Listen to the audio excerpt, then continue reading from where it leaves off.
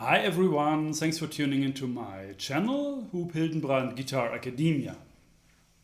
Today we will talk about the tritone substitution, and this is maybe a little bit different lesson this time because I also kind of explain what that means if you do not have any idea about tritone substitution, but then you should actually just check out maybe another lesson on that topic, because this is more like maybe definitely more an advanced lesson, and I put a little bit different perspective on that topic. And you also have a PDF for this lesson down in the description below. There are like four pages, and yeah, it would be a good thing to download that. Also, it supports this channel, so it would be always a cool thing to do.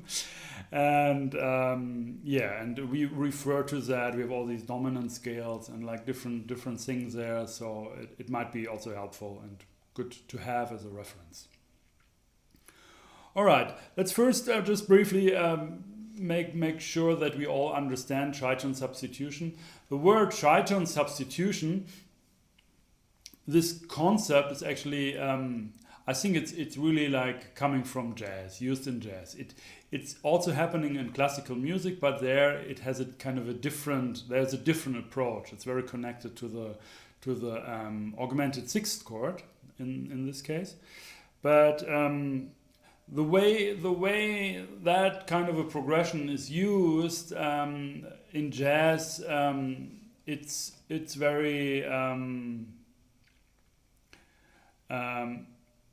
I would say it's quite different than what you normally do in classical music. It's a bit hard to explain it. This is also this lesson today is also a little bit for myself, maybe to get a little bit more clear about this whole subject, because I have a little bit problems with that. I have a little bit problems with tritone substitution, and I do not have those problems when I say, okay, now I will play jazz. I really go into that and play these jazz standards and everything. And that's perfectly fine. And I enjoy that sound, and everything is fine.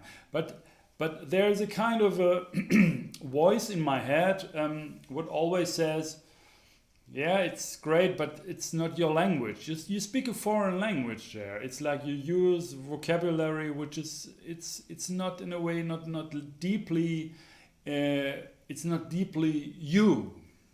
Yeah, I mean in this lesson I will just talk about my perspective. Yeah, I don't want to value anything here. I mean, it would be ridiculous. It's just a certain perspective, and I thought maybe it's interesting for you also to just hear it and to think about that. Maybe you get something out of that lesson. The thing is, in jazz, there, like a lot of progressions are used by not too much thinking about the tonality you are in. In fact, there are some progressions which just are building blocks of tonality by themselves. So you have, for example, the 2-5, yeah, in minor or major, or you have the mostly in major, and you have the 2-5-1, the 2-5-1 progression, and when you watch this video and it's more advanced, I really hope that you understand that. It's about the chord degrees. So a 2-5-1 would be in C major, would be D minor 7 to G7, dominant 7s to C major 7 or C6 or whatever. And in C minor would be D minor 7 flat 5 to G7, altered or harmonic minor fifth mode, whatever. Flat 9, mostly flat 13, going to C minor. Yeah, so you go the scale degrees you are going. It's like D, G, C. Yeah, that's basically. D, G, C. Yeah, these are your scale degrees. 2, second degree, 5th degree, 1st degree. So you have either like, or something like that. Whatever, like a 2-5, and these progressions 2-5, 2-5-1. And also this tritone substitution version of that, which we just talk very soon here, just to that I'm sure that you also understand what I mean with that. If you do not really know exactly what tritone substitution is, these progressions are very often used in jazz just by itself.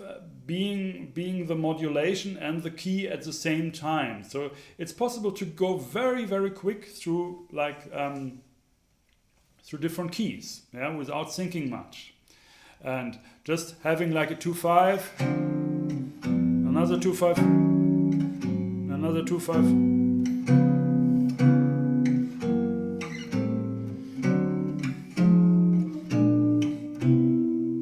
Yeah, I mean, whatever, yeah? Always 2-5, 2-5, and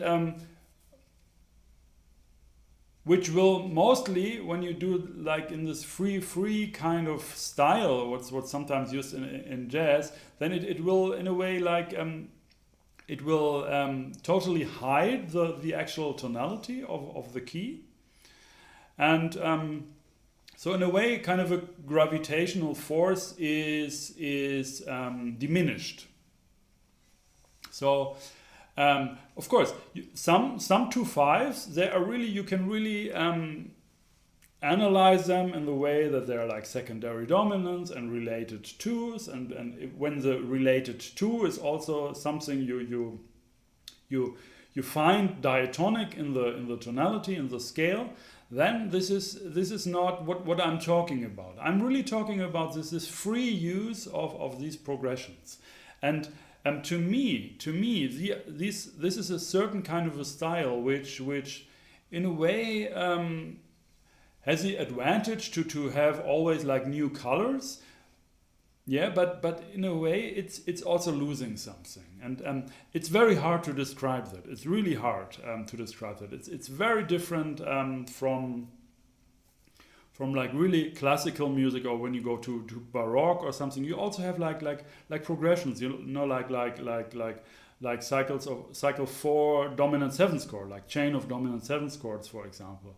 But when you consider these kind of progressions in, for example, in the Baroque music, then you're really very conscious about what key you are in and what kind of modulation you're doing, or that is a kind of transition which leads you there, and this kind of a thing. And in jazz, it's more like in a way like this kind of bricks. You know, you put a brick there and another brick there and another brick there, and it's not like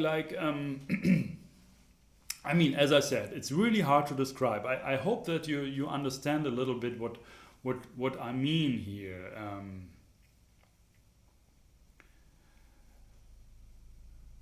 And of course, in jazz, for myself, there's also a little bit this problem of this domination of that progression of the dominant. I mean, of the 2-5 or the 2-5-1 progression, and that is like in a way. Sometimes it has like a kind of cartoon thing, or like it's very rough to some degree. But of course, I mean it. As I said, it's not valuing. I mean that's also a way why you are also able to play in a very chromatic way. I mean it's the whole world. It's really functioning, and it's great. It's super cool. But something. When I'm thinking more about my own language, I always had the feeling when I spoke jazz, then it was a kind of a foreign language. I enjoy playing that a lot, really. I mean, also the more traditional jazz, you know, when we had like playing at a wedding or at a exhibition or something like that, and really play like real traditional jazz, all these jazz standards. And when you have really good people who can really swing and everything, that's so much fun. It's a great thing to do, you know. But when I'm really looking more deep, when I see how much do I feel connected to that, can I really express myself with that, then the whole thing changes. And I'm starting to get more into, of course, other cultures like Turkish music and raga music. But when it comes to tonality, like minor, major, then I feel like very connected to have a very clear idea about tonality at like that one. There's one tonal center which is really strong and working, and you're dealing, I mean, you're working with these other functions and other chords very deliberately to add tension or to support or to lead a little bit away from the tonic, but you do not want to disturb, to destroy it. In a way, if you go too far, then something is lost. Something is lost. Some beauty is also lost of showing these other notes which are more, which maybe have more subtle tension in relation to that key. Yeah, because when you always change keys, and that's really happening very often, like quick changes of two fives, for example, or like as we talked today, like tritone substitutions and so on. It goes also out of the key mostly. It's using really chords which are more like, the whole thing is more about maybe I have to make a point here. Maybe I have to, like that's kind of roughly my idea, my thoughts I have with that. So I also picked. I think this process is a quite interesting thing to really think what is really mine, or what really belongs to me, or with what kind of sounds, chords, melodies, intervals, like tone and everything, I really can identify myself, and where I really feel connected, and I really, when I play that, it's really deep and it opens a door, and it's really inspiration instantaneously, you know. And so I think it's a good way to sort out stuff, you know, to make a selection, but really think about that. And that's what I'm doing here right now also, to really think about. That's actually a device what is so often used in that in jazz, you know, but I don't know. It's like it's a foreign language in a way. It's like something separated from me. And so I made a list here also with, it's called Loose List of Typical Jazz Harmonies and Progressions, and then in brackets, which were deliberately not mentioned. And this is, of course, about also my book, but also about this channel here, which sooner or later will become a book. I'm working on that. So there are like different devices, which also like blues and stuff, which I really... I sort out in a way. That's in a way in a way it will hinder me to express myself in a deep way. But I thought, because I also for my students I made some like materials when learning jazz, and a lot of my students are also really interested in jazz. So I'm also teaching jazz. I play jazz, and everything is cool.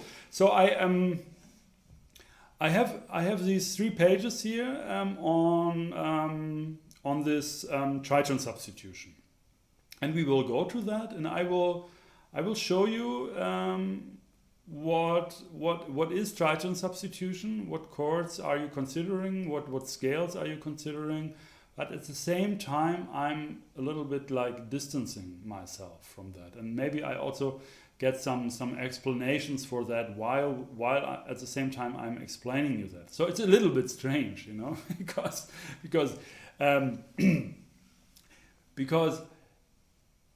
you either you are interested in what is tritone substitution, so maybe this is not the right lesson, or you say, oh no, it's not what I really want, it's not my language, as I just said, and then you would not check out this video also. But maybe maybe there is a benefit. So I'm just, it's a little bit like experimentation now. It's like finding things, or like being on the search, and not like this is like that and you have to do that and that is good and that is bad, or whatever. No, it's like let's see. Okay, tritone substitution. It happens in minor and in major, and the idea is to have a dominant chord which goes to minor or major. Let's take a G dominant 7th chord.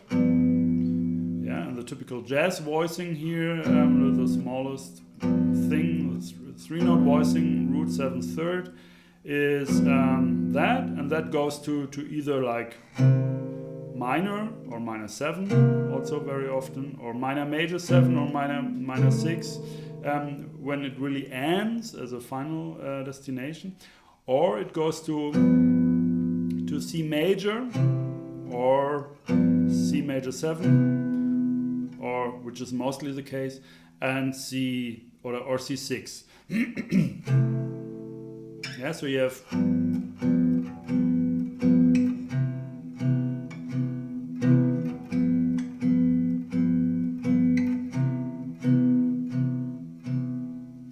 okay. So what is tritone substitution? It's actually very, very simple. I mean, it's, as I said, in classical music, that's more a challenge, more to really understand what's actually happening there, because it comes from classical music. It's not invented in jazz. It's just used in jazz, and it's really, in a way, it lost completely its context, because I put the link down in the description below to my lessons on augmented 6th chords. I did one lesson about augmented 6th chord in major, and another augmented 6th chord in minor, and these are the both occasions where you have this kind of a tritone substitution, but you do it in a different way, and maybe that's interesting for you in that context here. And I think you really should, if you want to play jazz and deal with tritone substitution, you have to know where that is coming from. Okay, but jazz took that concept and just put it out of context in a way, and just just out of the context, it can be just applied everywhere freely. Yeah, every dominant 7th chord, which at least has a dominant function, can also be substituted by its tritone substitution. And the tritone substitution, when I play these 3-note voicings, is very simple. It's just the root. I change the root. I don't have a G, but I have a D flat, which is just a tritone. In this case, it's a flat 5, diminished fifths, but it doesn't matter. Diminished fifths or augmented 4ths away. So just the half of the octave, you can say. Yeah? So it's this interval. Yeah, I could also have G7 there. Just a tritone away. Tritone up or tritone down is just the same interval. Just you reach the same note.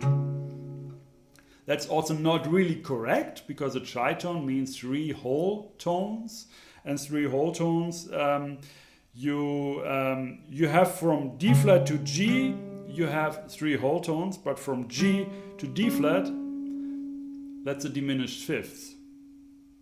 But that's another story. We can, I mean, there's so much to say about that. But anyway, so let's take a look at that. If we change the root by moving up or down a tritone, and the rest will stay the same, then we also end up with a dominant 7th chord. Because these two notes here, that's also a tritone. It's a minor 7th and the major 3rd. And when you invert that, so to speak, you have the major 3rd and the minor 7th. So if I have G dominant 7th, I have F, which is my minor 7th, and I have B, which is my major 3rd. And when I have D flat dominant 7th, I have F as my major 3rd, and my B is my minor 7th. But it's not called B then anymore, because the minor 7th would be C flat. But it's the same note here on the guitar or on the piano or wherever. Yeah? And the idea is, of course, the most obvious idea, I would say, is to have a different bass line, to have a kind of a tension thing going on. Yeah, to have that kind of a, which is mostly like, and that's mostly the idea, I think, also about like a tritone substitution, to really have a tension going on here in the bass. But at the same time, another reason, of course, is that all the other notes which you may want to add to this G dominant 7th chord, for example, you have a 13 here, G dominant 7th 13. Yeah. Now, when you do a tritone substitution, this dominant, this major 13 or the 13 becomes a sharp 9. So it changes its function, and that also implies it changes its sound. Yeah, it gets a different.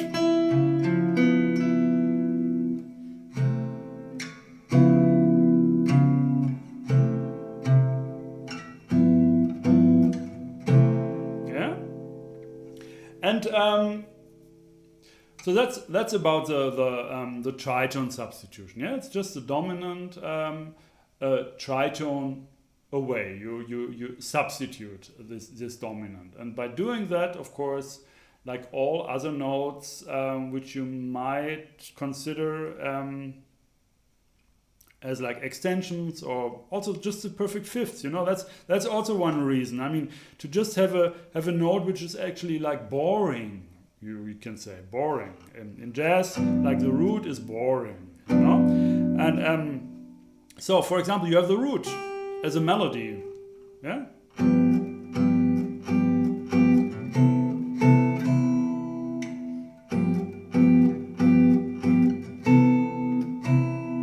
If you have that, and you have a tritone substitution, the root becomes a sharp 11, which is much more interesting.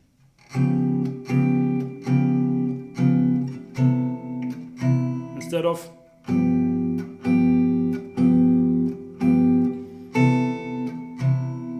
yeah, you hear that? I mean, definitely, it gets more tension, and that's also what jazz mostly is also about. I mean, it's really in comparison with what I said before, like Baroque or something like that. It's just adding much more tension, and like for example, the dominant 7th chord has a flat 9 and whatever and the sharp 9 together with a flat 9 and everything added and altered.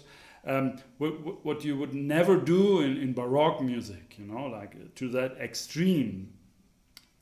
But yeah, the ear gets more used to the different tensions, and then you want to add more and more. And also the function of the dominant 7th chord is of course to create tension, which resolves then back to the tonic or secondary tonic, if it's a secondary dominant. All right, so I hope you got this concept. So it's like, and oh yeah, one very very very important thing is this works very nice also in C minor.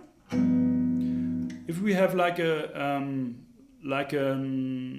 altered dominant scale. Yeah, like we have G.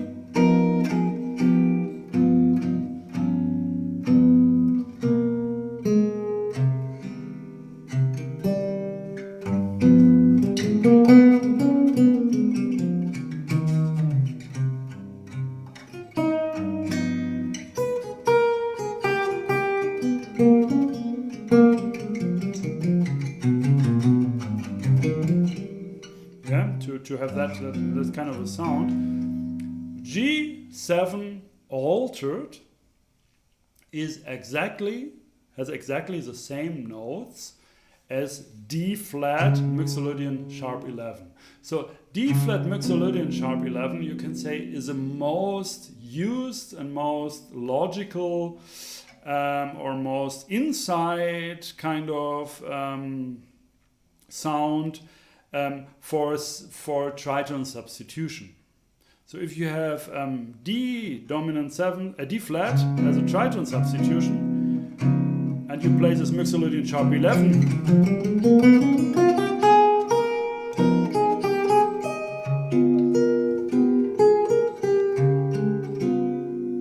yeah, this kind of a sound.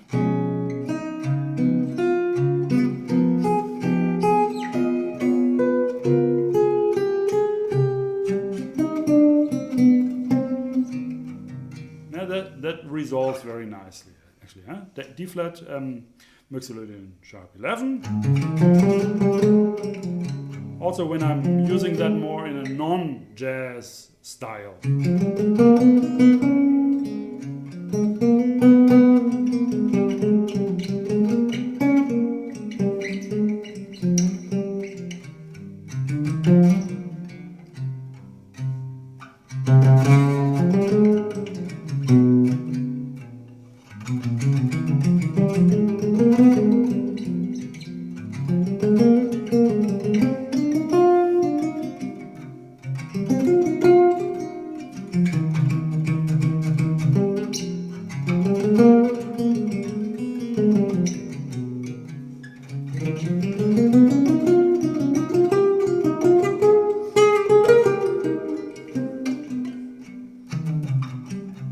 Okay, and so on. So this works very nice, and you just in general, you can actually like making a general rule here that mostly if you deal with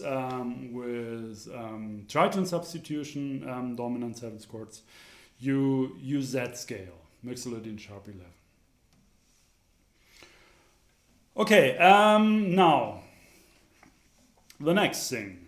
The next thing what we are considering is, which is not anything new, but we have a little, we can have like different combinations here, different chord combinations concerning the related to here. The related to, or also the real two when we are in C minor or C major, it's also the related to the 5, to the G dominant 7th chord. In C major, it's D minor 7th, Dorian.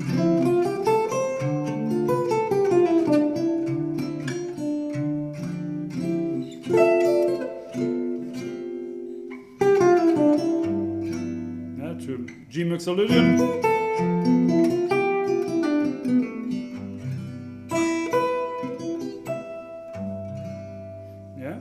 So D minor Dorian, D minor 7 Dorian, G dominant 7 Mixolydian, C major Ionian.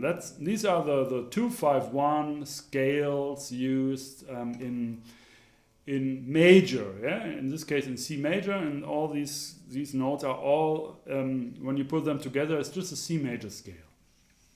In minor, it's more complicated. It's a little bit more tricky. You use actually kind of more scales. You use D minor 7 flat 5, Locrian.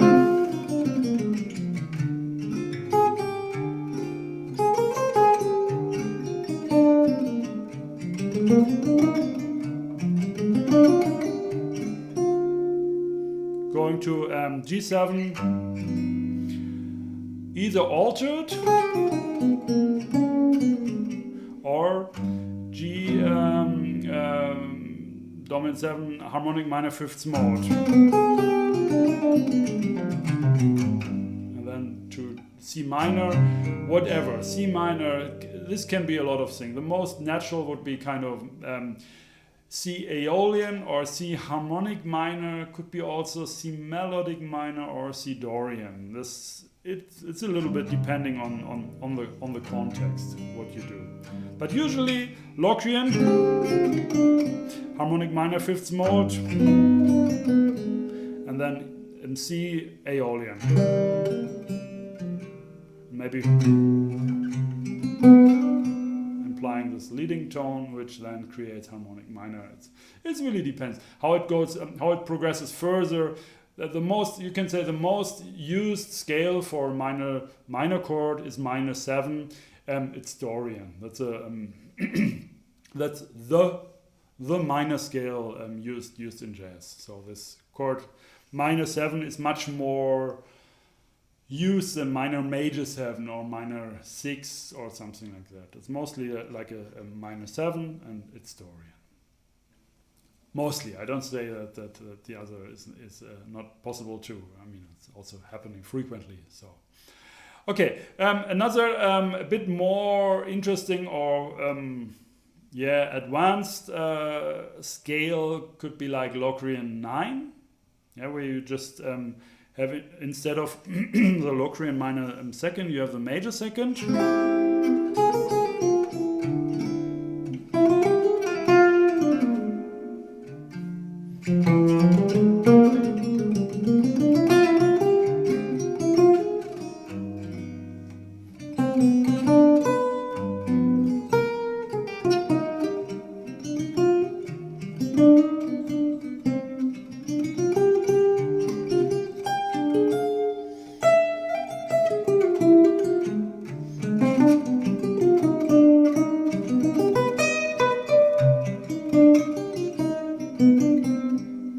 This kind of a sound. So this or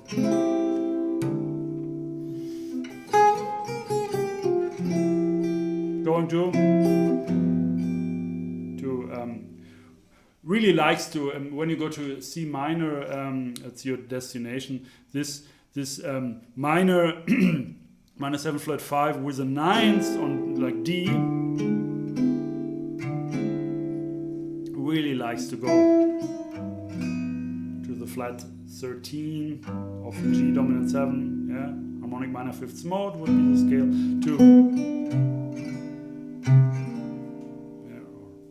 to the 9th.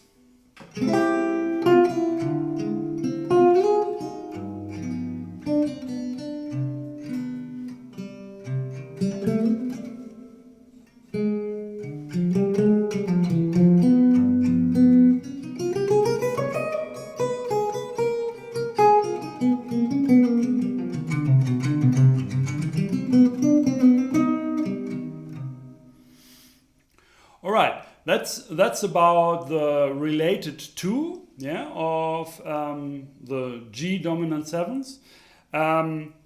You can also have the related 2 of the tritone substitution dominant 7s. The D flat dominant 7s, mixolydian sharp 11, and the related 2 would be A minor 7, A flat minor 7. So you're in a way, you suggest, oh, it's in G flat major now. We are in G flat major, but you don't go to G flat major, you go to C major.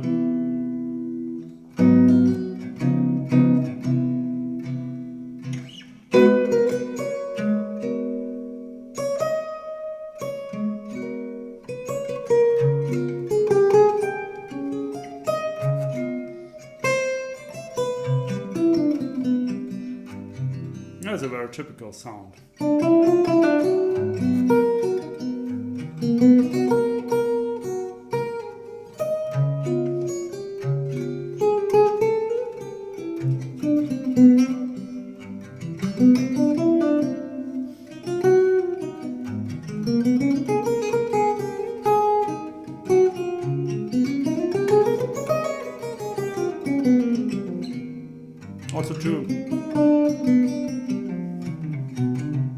also to C minor. So this is also, it really, that tritone substitution is really equally possible to go to C minor from here, or to go to C major. And also you can, in a way, you can also consider this related 2 of the tritone substitution, this A flat, is also the minor 6th in C minor. So it's like, it's a little bit also related to the key. Yeah. Just this G flat is really working against that. But you need the G flat as a 7th, minor 7th of A flat minor 7th to go to the, to have this typical 2-5 thing. Okay, now what now you have like different possibilities of combinations. Yeah, you can say I start with D minor 7. Or I can say I start with D minor 7 flat 5. Or I can say no, I start with A flat minor 7. These are all the possibilities of the related 2. And now you can, instead of going like a perfect fifths down or perfect fourths up, you can also go a half step down to the dominant. So you have always like, there are like different combination possibilities. Like your bass line could either go or, but also, yeah, D minor, or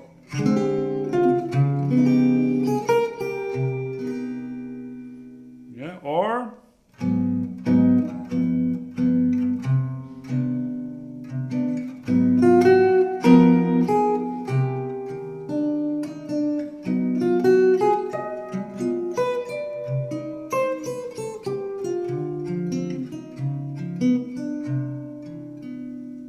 so either or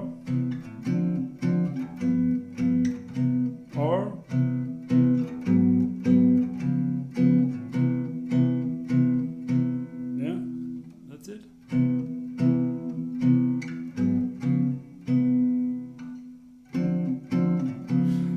Yeah, so yeah, I think that's, so it's also on the page. Yeah, just get this PDF and there you all see all these different possibilities and of combinations and all the different dominant scales you can use and the scales for these related 2 and the tritone substitutions.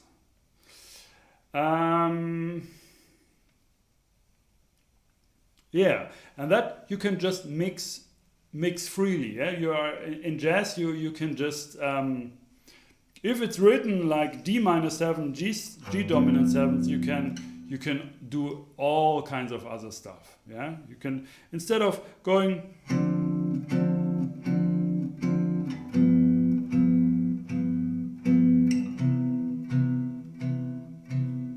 you can do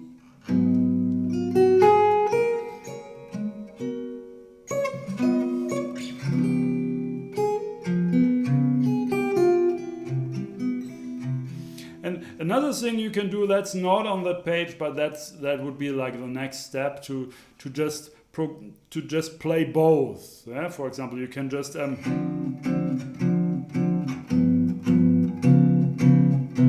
to play both, mostly in that direction, because that has more tension, the D flat, and not like yeah, more or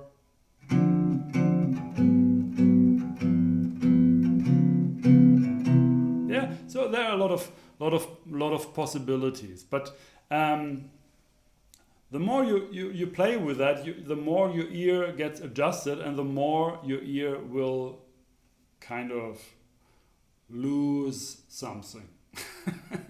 that's what I'm really thinking here. You know, I mean, this is beautiful stuff. Everything is cool, but when I'm really in a key, you know, like really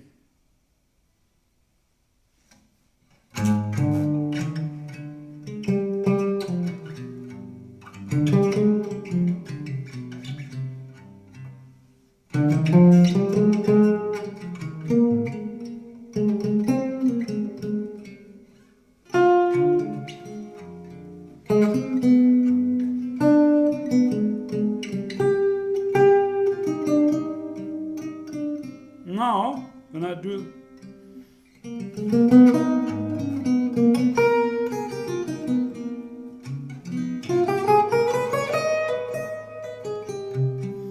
You know what I mean? I mean, I don't know. It's like you gain something, and oh, you have these sounds, this sound, this sound.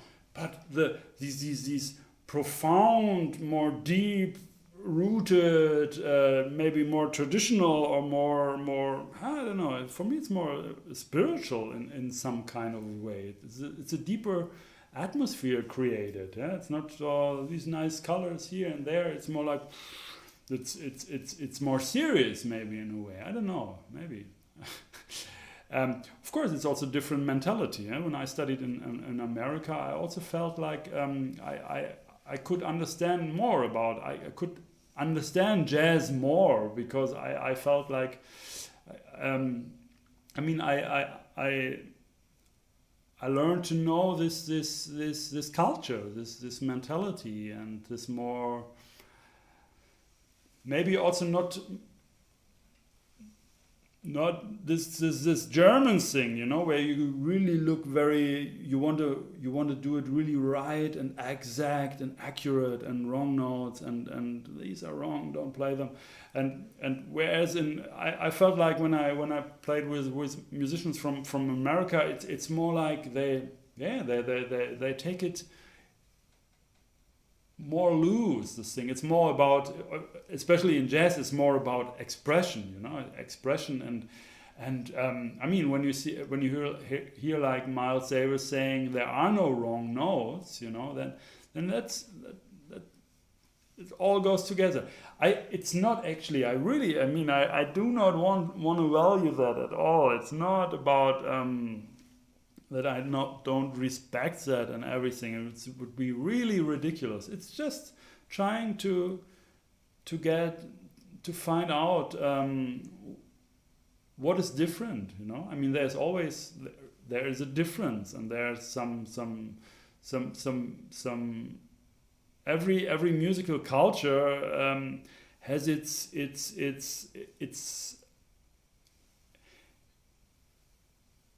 thing which is really highly developed and which is very strong. It's a world by itself, and when you listen to that, you feel it's nothing missing. Everything is there. You know, that makes a great music, I think, and that's definitely happening with jazz. I mean, all these great recordings and everything. It's just that. There are so many possibilities, you know. The world is full of cultures, styles, and ideas about sound, about scales, about chords, about anything. Like there are like many ideas and concepts, and there's extremely an extreme variety of beautiful colors and things, and I think. The most important thing when you are like an improvising musician and you're not like in a like a cover band or like in a jazz quartet, where you really have to do it in a commercial way, so that you always play these jazz standards and accompany a singer and whatever. If it's more about expressing yourself, you should definitely go on your own journey and not compromise.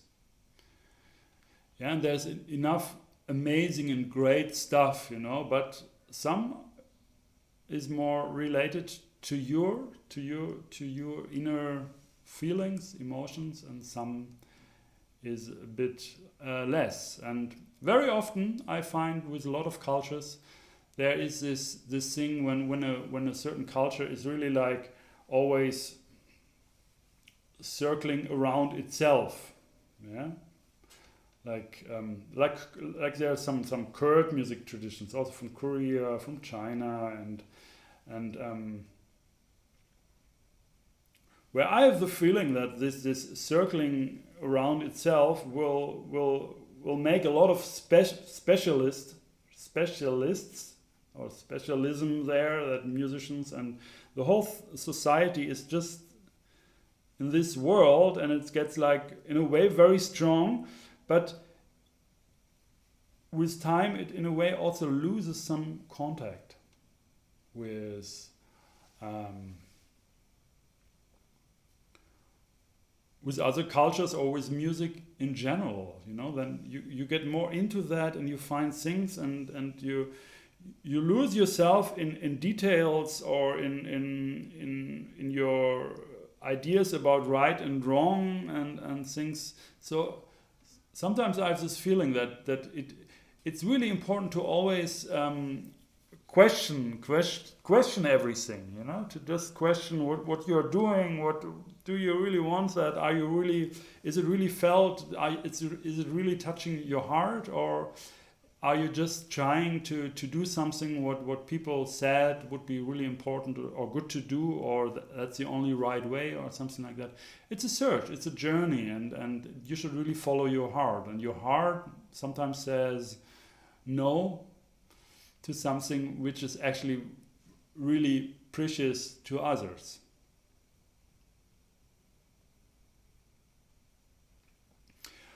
All right, I hope this kind of was worth it. This video. Let me know what you think. If you watched really the whole thing, please let me know what you think about that, and put your comments below. What are your thoughts? How you see that? What is your approach, and can you connect with that or not? Would be great to hear from you. All right, so that's it for this lesson, Tritone Substitution. And please don't forget to subscribe to my channel if you like these lessons here, of course, and also click the bell button to get notifications when a new video will be released. It's the case every week. And also down in the description below, there's a link where you can go to my website, hoophildenbrand.com, the Guitar Academia page there. There's a button where you can also donate to support my work here. So if you value this stuff here, that would be really cool when I see that, and get support for the stuff which I'm sharing here with you. It's also a lot of work, of course. I hope you appreciate that, you get something out of that, and so that's it. Stay tuned. My name is Hoophildenbrand.